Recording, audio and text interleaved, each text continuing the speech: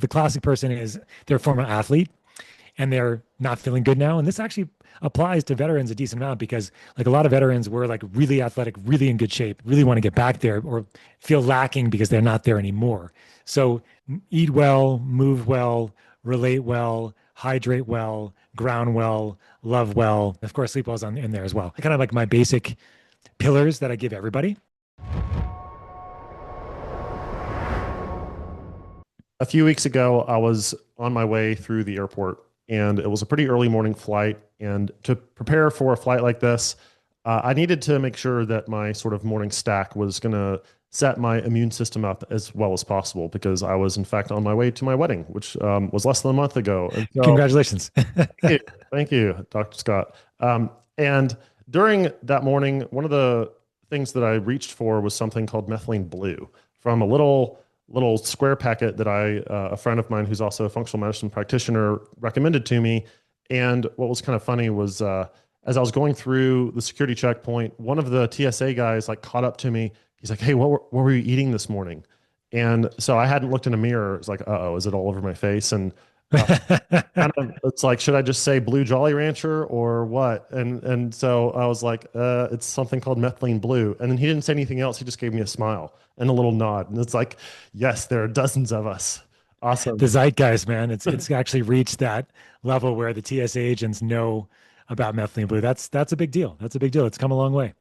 Yeah, yeah. I thought that was like there are little moments in life where you can see like you're on the path. It's okay, like keep going forward. I know it's a little strange, but yeah, We call them synchronicities, right? The synchronicities that we have in life that kind of, oh, this is something here, right? Maybe it's not the synchronicity itself, but synchronicities in general get you to feel like you're on that right path, you know? yeah, definitely. And so I'm really excited today to talk to Dr. Scott, who you've heard from a little bit today. And his, would you say it's your company, Transcriptions? Did you I'm found? one of the co-founders of it. Yeah, one of the founders. Yeah. Yeah. Yeah, and you have a pretty different approach to modern medicine, I would say, is fair to say. And one of the things that I've been learning a lot lately is how the health, for example, of the mitochondria affect so many other systems in the body. And both of us have done work with the veteran community, and when you look at post-traumatic stress specifically as a clinical issue, where what I'm learning is that the construct of really describing what is that thing exactly, there are strong arguments to be made that so much of it has to do with metabolic health, with a lot of the stuff that's happening within your body. And Sure. of course, with something like that, there's going to be a spiritual dimension of forgiveness and reconciling and all of that. But on the sort of more medicalized level, I guess you could say, I think there are a lot of ways in which a diagnosis of that can be helpful, where it's sort of like we have a general idea of what this is. But then at the same time, a lot of veterans, especially those who come through Mission 22, have found their sort of course of treatment a bit lacking. And so Sure.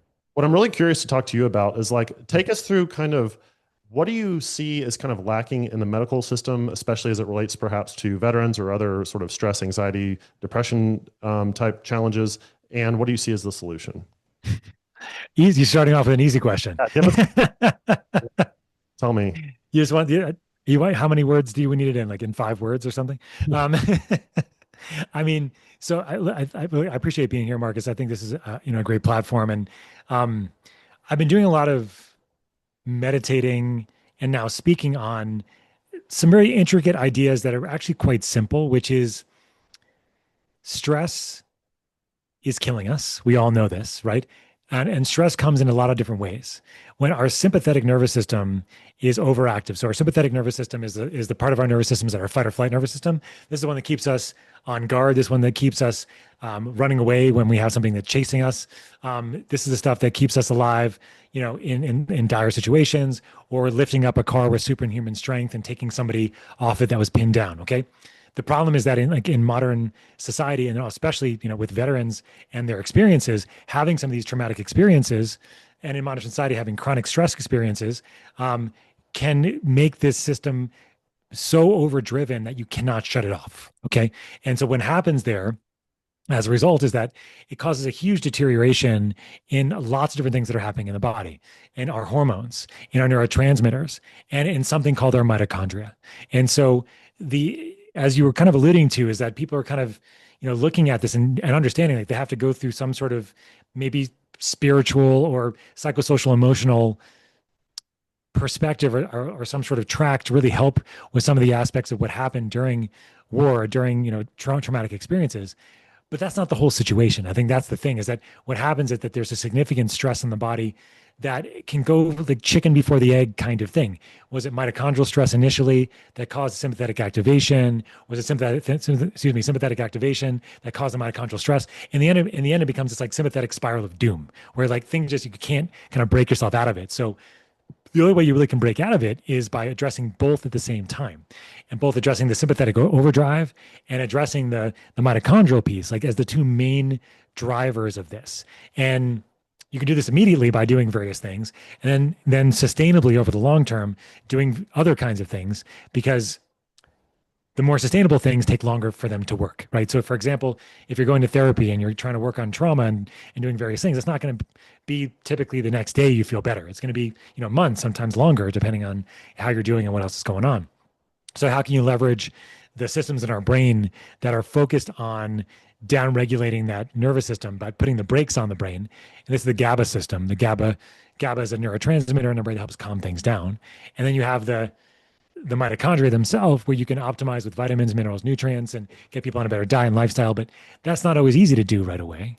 And so that's where methylene blue comes into play a lot of times for me clinically, is that I can start adding in methylene blue very quickly to help with mitochondrial support. So the mitochondria are the part of the cell that make energy. And so for me, I think the solution is multifaceted. Like if you want to work on anxiety, you have to work on that sympathetic dominance. You have to work on that mitochondrial piece. If you want to work on PTSD, same thing. Depression, same thing. Any mental health disorder requires a multi-pronged approach. And that's where the power is. And if you're just working on one or the other, like you're probably not going to see the benefit. And this is like a lot of veterans that I've spoken to over the years. It's like, well, they've tried me on a different diet, or they tried me on a different lifestyle, or like I've tried some supplementation. I'm trying these drugs. They're not helping me, right? Or the other side of things, like they've made progress on the spiritual, psychosocial, emotional side, but they still don't feel good. They still don't feel like themselves. And that's because that mitochondrial piece needs to be addressed as well. Mm-hmm. And so what have you seen in your practice where when we retarget mitochondria specifically, this is basically just for the listener, like you've probably heard it's powerhouse of the cell. Everybody's heard that about mitochondria, perhaps. Right. And it's basically your fuel. It's if things aren't fueled properly, then it's going to result in you not feeling well. And so, for example, if you have the fueling systems of your pancreas not doing well, you're going to have a certain symptom set. If you're having fuel systems of the brain, you're going to have brain fog. Dr. Chris Palmer in his book, Brain Energy, talks at length about this and how he even had an example of a patient who, once he got on the ketogenic diet long enough and it fixed the metabolic issues of the brain, literally symptoms of schizophrenia went away, other factors being equal. And so tell us a little bit about the idea of, so you work in health optimization medicine. Is that like the right way to say it? Yep. Yeah. Yeah. So there's a trend in medicine that I've been learning about, how we have ranges. For example, testosterone's a good like sort of case study where like, oh, you're in this range, you're quote unquote healthy, but then it's not optimal. And especially with individuals who are really trying to get out of maybe a very large rut between post-traumatic stress, between anxiety of the modern era, between a food system that's really not composed much of a species appropriate diet for us. Tell us about this approach that you take specifically as it relates to this word that I learned recently called salutogenesis. What does that have to do with kind of from the ground up? Yeah. Yeah. So the real goal for me as a clinician is to take people on a path to optimize their health, right? And the goal is the path on some level, because this is not something that ever stops, right? Because as we all are living, we all are here to optimize our health and improve, and things are going to go up and down. That's just the nature of being human. So it's the goal is the path is the goal, as I say in meditation. It's the same thing with health optimization. But to do this, or to be on this path, there are things that can help you right now, and there are things that can help you more long-term. So things like methylene blue, for example, as you alluded to earlier, are great to help you right now while you're on that path, because it can help make it easier for you to be able to do some of the other things that are going to take longer for you to see the effects. But the foundation, the sustainability of the path is something that, we have created a nonprofit around called Health Optimization Medicine and Practice. Home Hope for short. This is based on the clinical work of a colleague and mentor of mine. His name is Dr. Ted, who created a framework that was more focused on optimizing health rather than treating disease. And you mentioned one of the main sort of tenets of what we talk about Marcus, just a second ago, which was like we have these paradigm shifts that we talk about all the time, right? Paradigm shifts are changing something from what's conventionally thought of, as to something that's new, novel, but foundational and what's it, transformational, I would say too. And so there's basically three pillars or three main ideas. One is one called pathogenesis to salutogenesis. Pathogenesis is the origins of disease versus looking at the origins of health and how to keep things healthy rather than just treating things that are diseased. The second one is geriatrization to neotenization. These are basically meaning that we're trying to make our markers younger and moving them to optimal ranges. So if you want to be optimal, you don't want to be normal, is what it comes down to. So normal for a 50-year-old male, or normal or optimal, or normal for somebody that's 21 to 30 years of age, that's more optimal, right? Because when we're 21 to 30, that's when we're most optimal. Everybody listening to this podcast remembers to being 21 to 30 years of age. Most of you felt really damn good at 21 to 30. Like you're more resilient. You could fight and fornicate, man. Like, and that's what you did, right? Or you tried to, and so, so what we want to do at Health Optimization Medicine is move all of our markers, foundational biomarkers, to when we were between 21 and 30 years of age. And everything's a network. So you can't just move one. You want to move all of them together as much as you can. So hormones, gut, nutrient, neurotransmitters, all of them. And then the third tenet that we have is something called organology to holobiontology. Organology is organ-based care, and holobiontology is what we call holobiome-based care. And so we have these shirts that I'm wearing one right now. It's called being a biont hacker, BIONT, and then hacker, right? So everybody's heard of biohackers before, right? Biohackers, this term has been around now for over 10 years. The idea that you can change your biology by taking supplements and doing different things to change how you feel. So biont hacking is holobiont hacking for short. And holobiont is a concept that really means that you as an individual are not just made up of human cells. You're made up of bacteria, fungus, virus that outnumber you.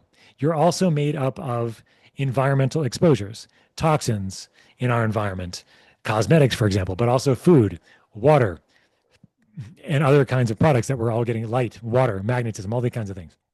So all of these things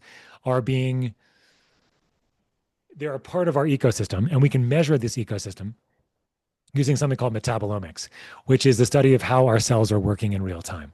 And so at Health Optimization Medicine, we learn how to test metabolomic data and then correct this metabolomic data to optimize it for when you were 21 to 30 years of age.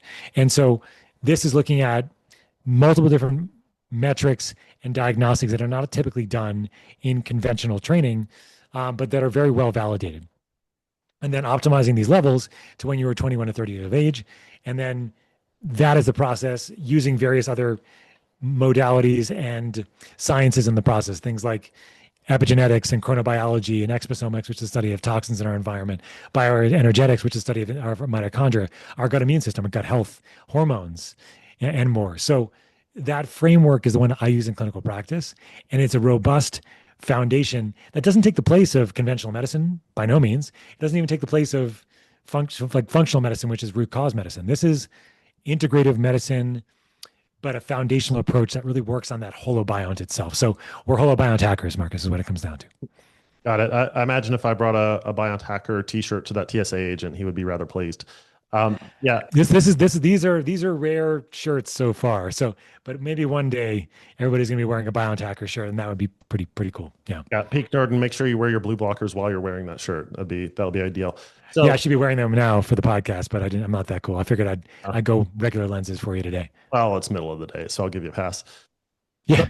If I can summarize your approach, I mean, a lot of that seems pretty intuitive. If we were to just take a step back, it makes a lot of sense for the most part to have medicine that looks forward instead of looks behind, looks toward how do we make you healthy for the long run. Dr. Peter Attia talks a lot about that idea of the Centenarian Olympics, where he does, yeah. Yeah. So like reverse engineering for example, I want to be able to carry 2 bags of groceries up 2 flights of stairs or something like that. Therefore, today I'm going to work on kettlebells or farmer's carry, something to that effect. And so it sort of sounds like there's an equivalent idea here where instead of, it's sort of like Mark Sisson has that shirt somewhere. I don't know if you can get it now, but like it just says live long, drop dead. And so the idea is like, yeah, I know that shirt. It's a good one. Yeah, instead of this like final decline where it's like the last 10 years where you're holding on, do we do the surgery? Do you not do the surgery? Can you bounce back?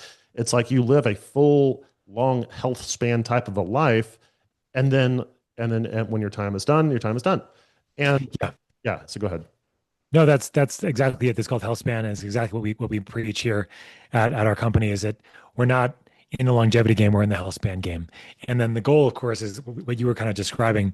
You live long, drop dead is also known as morbidity compression. That's the fancy way of saying it. Basically, you live as long as you can, as healthy as you can, and then you drop dead as fast as possible without as much, fanfare as you can, kind of thing. So you live to 100, then you drop dead at 101. That's perfect, right? That's kind of what you're looking for, right? And so that's the goal with our whole approach. And the goal is layered, right? The goal, and I think it's intuitive when I talk about it, but if you talk to even people like Atia, they're still focused on disease related markers when it comes to diagnostics. They're not really looking at preventative care truly from a health focused perspective. On the health on the Olympic side of things that you're talking about, that I would agree is very similar though. Most of these docs are looking at interventional ways of looking at early detection of diseases for the most part still. So where our approach is different. Our approach is let's just balance your metabolomic markers. Let's balance your gut. I doubt Atia does any GI testing at all. Actually, in fact, I've never heard him talk about that. Like and about hormone optimization. Right? He's doing some of that now, I think, but I still think most people in the longevity space are still disease focused for the most part. So we're different than that. We're really focused on the health side of things. Not to say that people don't have diseases, of course, but the trick there is that when you optimize health, it gets easier to treat disease, especially early onset, early signs of disease, and also the beneficial side effect of optimizing your health that everything else gets easier as well, and it gets less affecting of you as well at the same time. Kind of like changing the settings from playing on hard mode to at least medium mode, if not easy. There But you go. Yeah. I'm curious for, a couple of clients of mine come to mind where let's say you're like in your 50s, 60s, and there's been a long history of like metabolic syndrome and just really dragging brain fog, energy levels low. And I'm hearing you say like, hey, we're going to try to get you back to between your 21 and 30-year-old levels. How doable is that? Like, what might that look like for sort of a quote unquote model patient?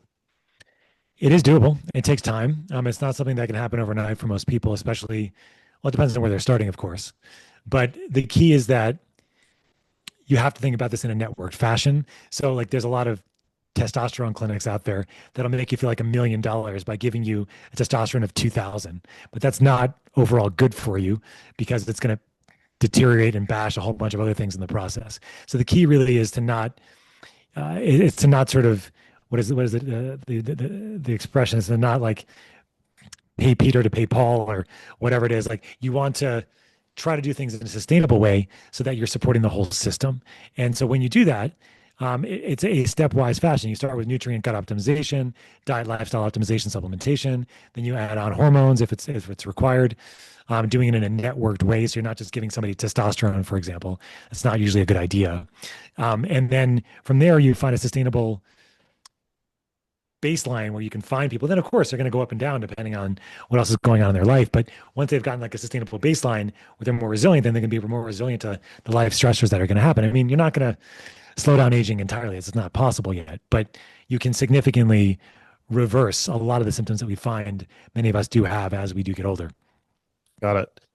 Nice. So for somebody who is sort of that, model, like there's no such thing as average. I learned that in my ergonomics class, but let's just, for argument's sake, someone who's, not quite clinical level of stress or anxiety, but is sort of like the worried well or the kind of walking wounded, like you're ambulatory, but you're kind of like you got a little limp going on, metaphorically speaking or so.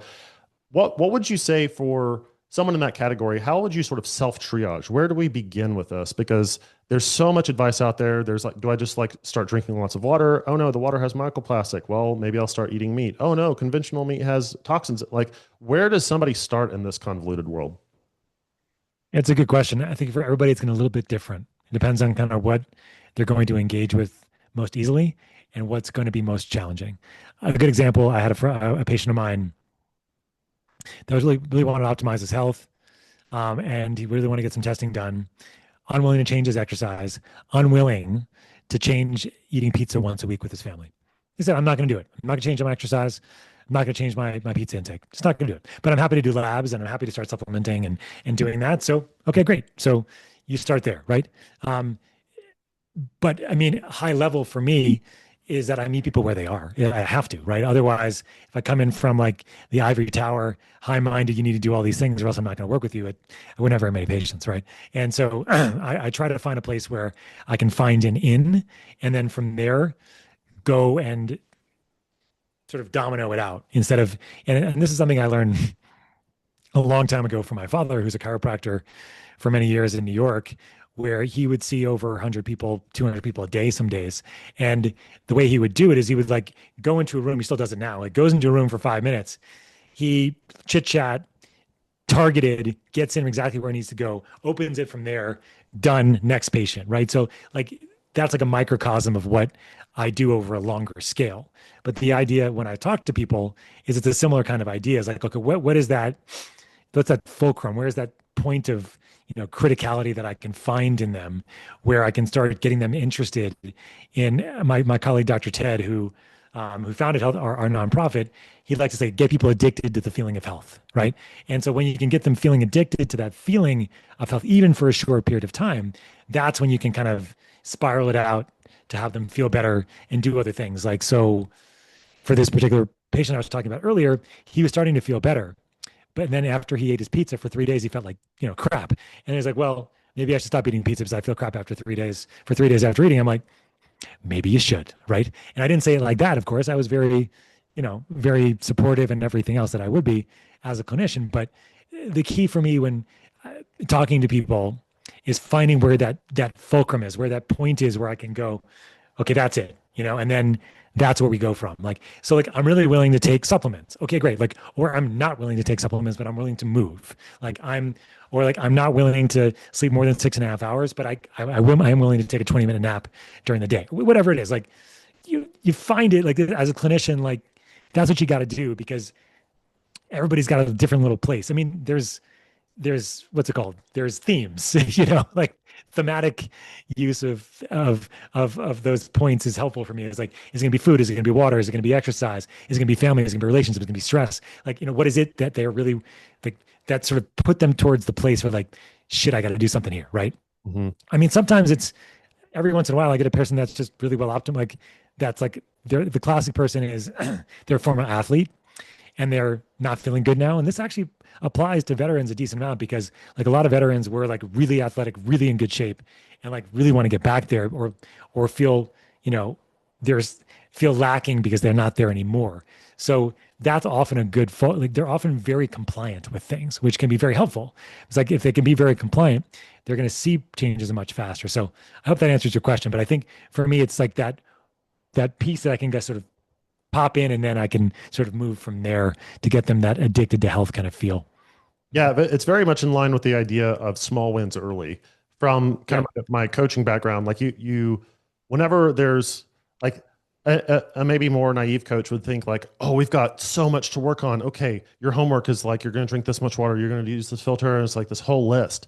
And no. Sure, that's for you. Yeah. Coach, good for you for having all of that. But like maybe we don't talk about EMF blocking things that you can plug into your whatever, maybe we don't talk about methylene blue on your first call, but right. Like so there's the process of kind of triage from the clinician's perspective for the individual who maybe someone that you just described who is very athletic and very hard charging and maybe would like seek, hey, give me this like whole lifestyle prescription. I'm going to go and like do all of it right now.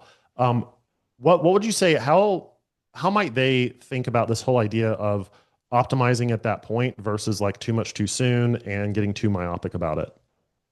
Well, it's about a 15 or 20 page document that I send to patients that kind of goes through all of these pillars that I think are really important when it comes to looking at optimization. And they all kind of go. So again, Dr. Ted, who's one of the smartest people I know, he's really good at making these kinds of pronouncements, but it goes something like this: eat well, move well, relate well, hydrate well, ground well, love well, and I might be missing one or two additional. But the idea is that with all those pillars, move well, what does that mean? So we talk about what that means. Eat well, what does that mean, right? Ground well, relate well, what do these mean? So if you're in a toxic relationship, get out, right? Or if you have a snoring partner in bed with you that's keeping you up at night, find another bedroom to sleep in if you can, right? So, and then, what else would I say? Hydrate well. So like, what are you drinking? Hydration. So these are kind of like my basic pillars that I give everybody as a starting place.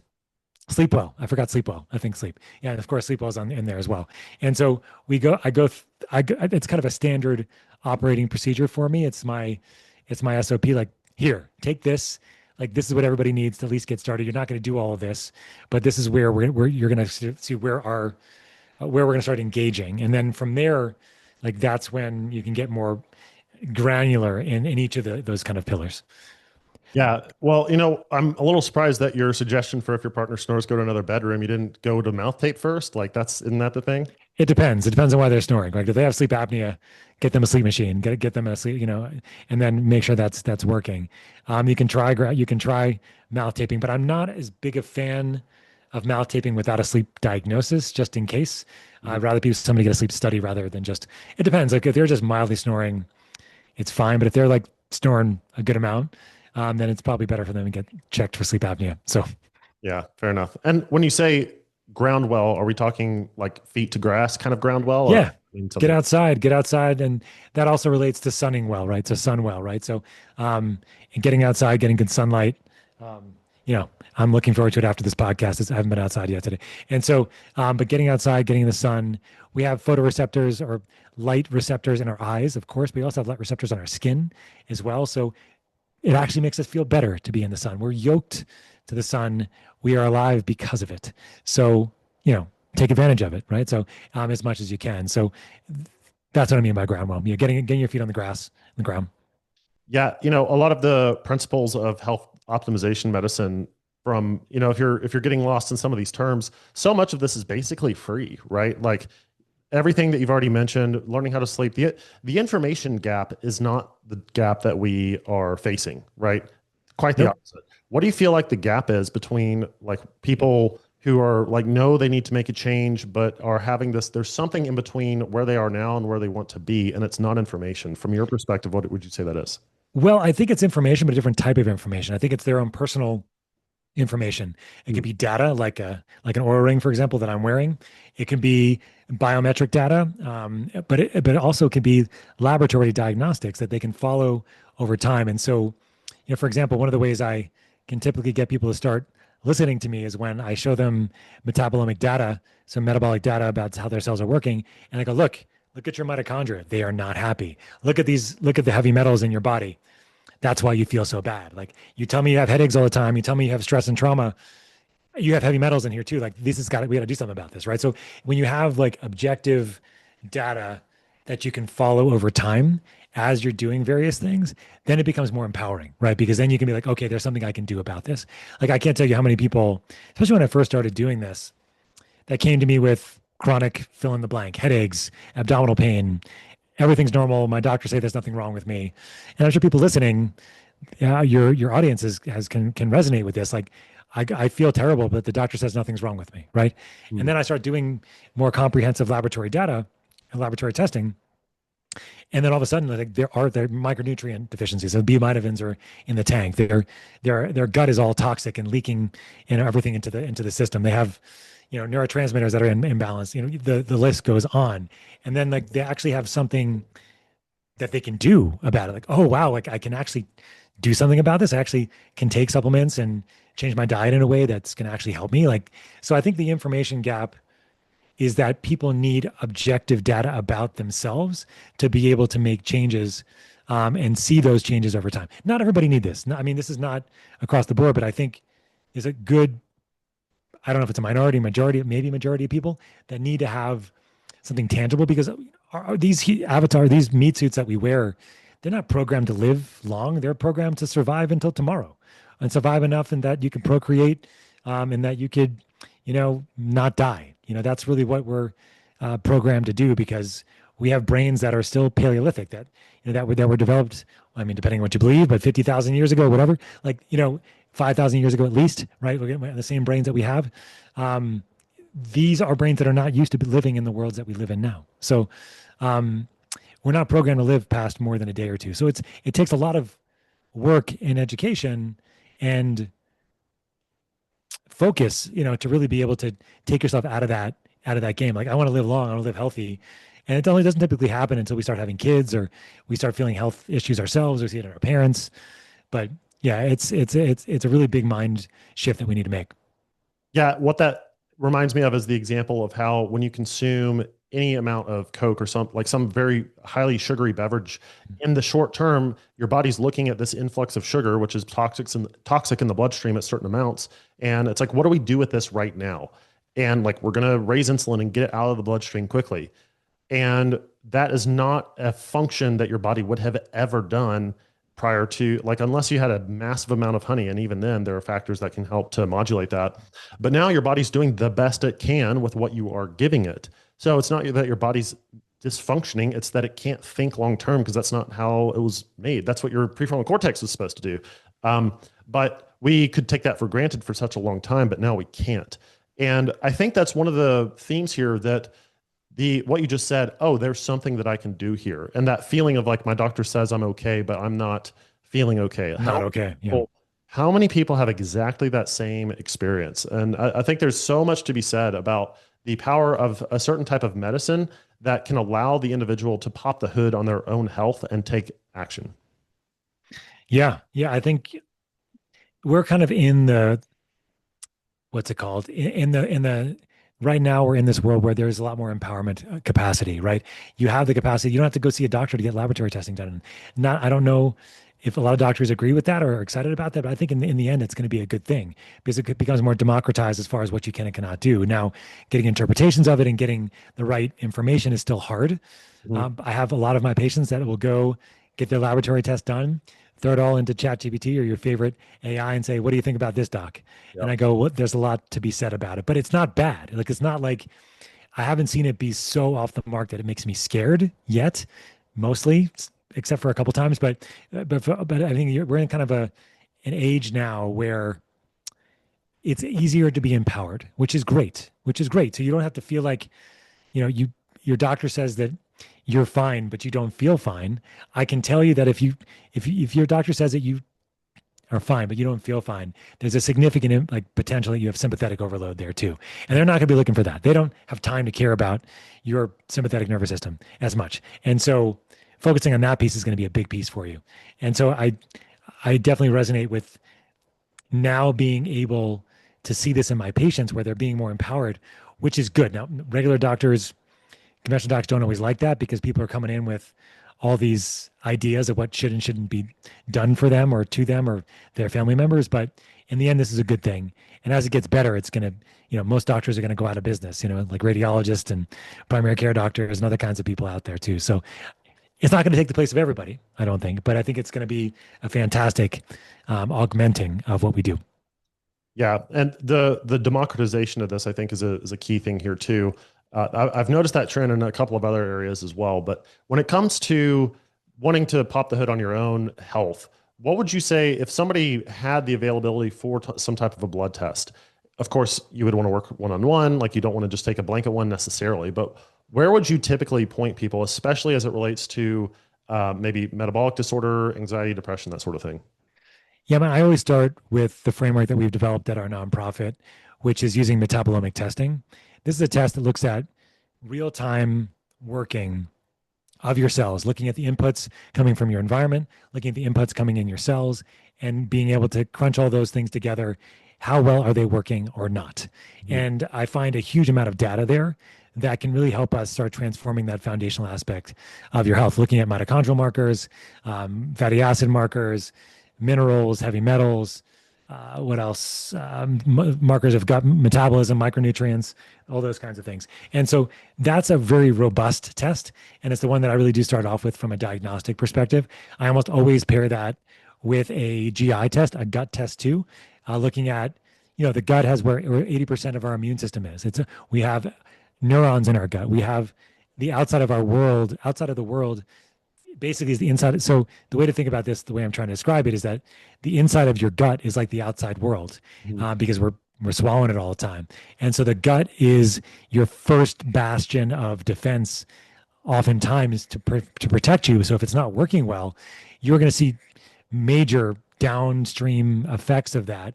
And so have I seen people's depression be cured by fixing the gut? Yes. Have I seen their bipolar disease? Yes. I mean, it is pretty transformative. And this is not me just talking, new agey science. These are well-researched papers showing how our gut and various types of bugs or microbiota in our gut have significant impact on our health and in disease overall. So I'm looking at these things. Like, so I looking at a metabolomics and GI test on most of my patients, as foundational, that what I'll do. And then it depends on the person as to what else is going on. Hormones might be a big part of that too, depending on, like, especially if they've had concussions or traumatic brain injuries, PTSD. Then looking at hormones can be really helpful there too, because those often get dysregulated in those patient populations. And I've had a lot of success, working on brain inflammation along with neurohormone repletion at the same time in those kinds of patients. Hmm.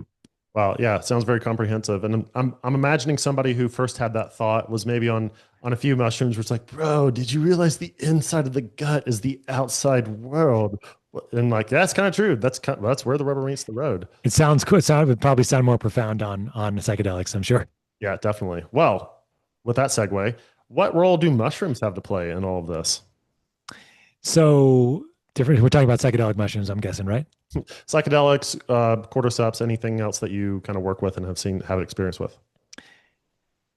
So mushrooms inherently are typically adaptogens. So they have various ways of helping our system adapt better to stress, adapt better to stress in various ways, so helping with making more energy, with detoxification, antioxidant capacity.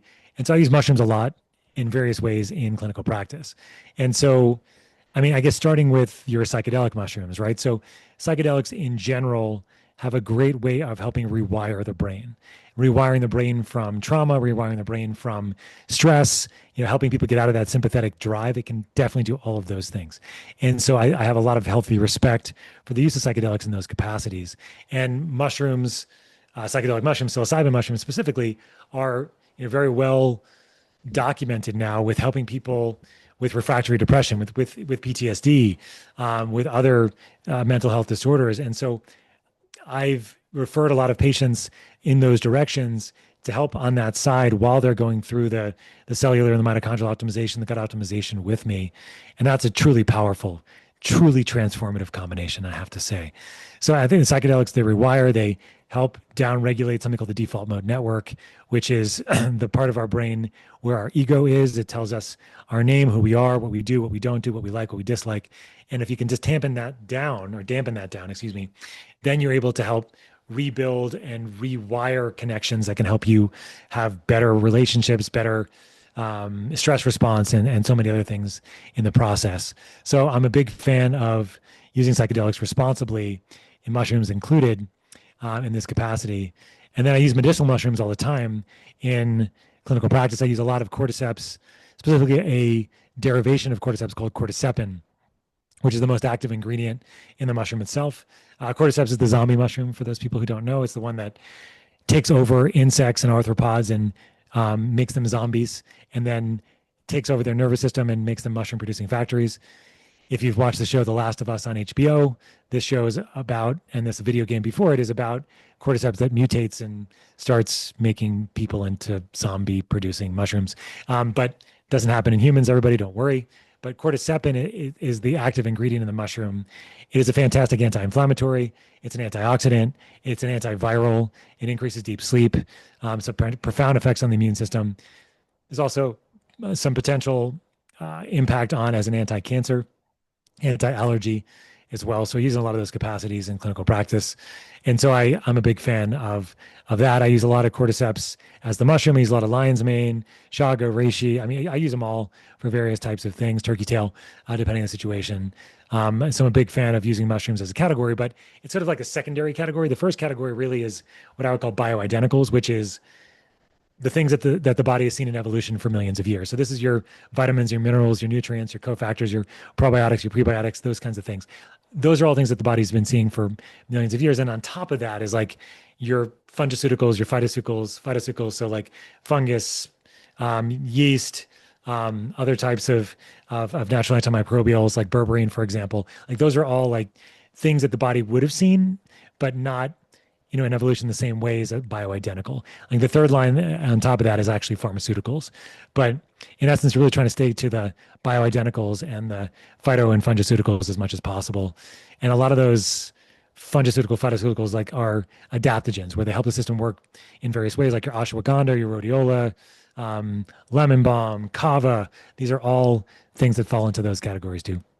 Yeah, so it's sort of like fitting puzzle pieces to themselves. You have the negative and the positive, and the closer those two things align, the better your body's going to be able to uptake those and know what to do with it, right? I mean, one of the, of course, not that we need to contribute a whole lot more to the seed oil conversation, but like one of the issues there, right, is like the oils are close enough to be able to integrate in the cell membrane, but not functional to where it's actually promoting health, but it's health sucking. And so it kind of sounds like the sort of line of defense that you're laying out here is, first off, put into your body the things that your body has been used to knowing what to do with all of this stuff. Right. And then if needed, figure out some sort of, I think this falls in line very well with the idea of, I might butcher this, I'm going to try that again, organology versus oh gosh, basically You're so close. Yeah. So close. I'll try again. Holobiology. Yeah. Holobiology. There we go. Yeah. You've taken your cordyceps this morning and I haven't. I've said that word a couple times. Well, yeah. I mean, I hope so. You have that shirt. So the organology, looking at just specific systems, always likened to sort of like you're doing one turn of the screw on a car and you're treating it kind of like a machine. And in the short term, actually, like you probably need that. You're bleeding out. We need a tourniquet, fix it right there. There's the problem. In the long term, the body is more of a garden where turning dials in one area is going to have a systemic effect. And so there's I think there's always going to be, you'd have to have an enormously powerful AI to really figure out the full systemic effect of like taking in one thing. There's a bit of a black box, right, between like what's ingested and then outputs. And we can study and find trends and run our statistical analyses, but when we get down to just how many different moving pieces there are in the body at any given moment, it sort of gives you a little bit of humility of like, okay, maybe back to basics is the most important thing. And then let's like, yes, maybe titrate in a few little things here and there to start getting you more on track. So with mushrooms, it seems like when you're starting out with, we're going to give you the whole fruiting body. For those who are familiar with Paul Stamets or the Host Defense Company, they make things like that too. And then it's only when we start getting very tailored to a very well-known or as like studied as possible input and output, cause and effect, do we want to really consider something more specific? Yeah, I think that's a great way to describe it. I have nothing else to say there. That's well said. I think the major thing to remember is that keeping things natural that the body's seen in evolution is the most ideal, but we also live in a synthetic world. We don't have the privilege of having beautiful spring water and beautiful organic pasture raised grass fed food all the time, or beautiful lighting. And so sometimes we need synthetic things to help us. And that's where, or phytoceuticals and fungiceuticals, but also things like methylene blue, like you talked about earlier. Like this is a synthetic product that was made in 1897 or before that, but it was the first drug registered with the FDA back in 1897. Like it's a synthetic, it was the first wholly synthetic compound. And so people get worried about taking synthetic things, and I understand that, but we live in a synthetic world, and sometimes we need synthetic things to help us, just like not everything natural is good for us. Like we can forage for the wrong mushrooms and die. We can eat the wrong berries and have diarrhea for 3 days, right? So you have to be mindful of that. And I think it's always context dependent, and I never like to be a zero-sum kind of guy where something is never good for anybody for any time. That's just not the possibility. I mean, cocaine's probably is good for the eyes, right? So, I mean, it's not something you want to smoke, but it's good for your eyes sometimes. So, yeah. Often it's the case that dosage make the poison, but there are definitely things where, like, trans fat as an example, like any amount of that is taking you in the wrong direction. But true. With this whole, I think this is a good frame of thinking about, like, it's hard to understate just to the degree the modern life is different from the old life that we were kind of designed for, the sort of life in the proverbial garden.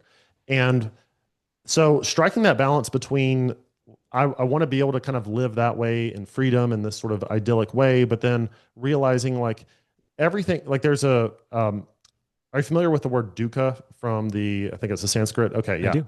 So Suffering, no, or non-satisfactoriness is the better way to say it. Yeah. that's it. So, okay. All right. We're on the same wavelength right now. So, suffering, life is unsatisfactoriness. So, basically, the idea is that it's like if you have a wheel that's out of true. So, true meaning like if you spin it and you're looking at it from profile angle, it doesn't move as it's spinning. Out of true would be one of the spokes is at a slightly off tension. And every time it comes through the forks, it's kind of bobbing side to side. And Mm. so, that's kind of the image of the sort of life under the sun, as the author of Ecclesiastes would say, where like something's going to be a little bit wrong somewhere.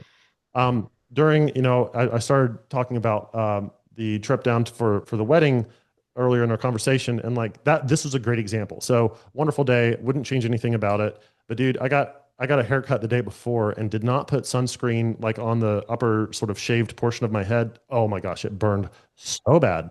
And you're so hot, you're tired and all this stuff, and you wouldn't change a thing about it. But it's good to know like there's life is a little bit crap sometimes. Like it's never quite Always, yeah, always. it's never Yeah. quite the image that you're going to have.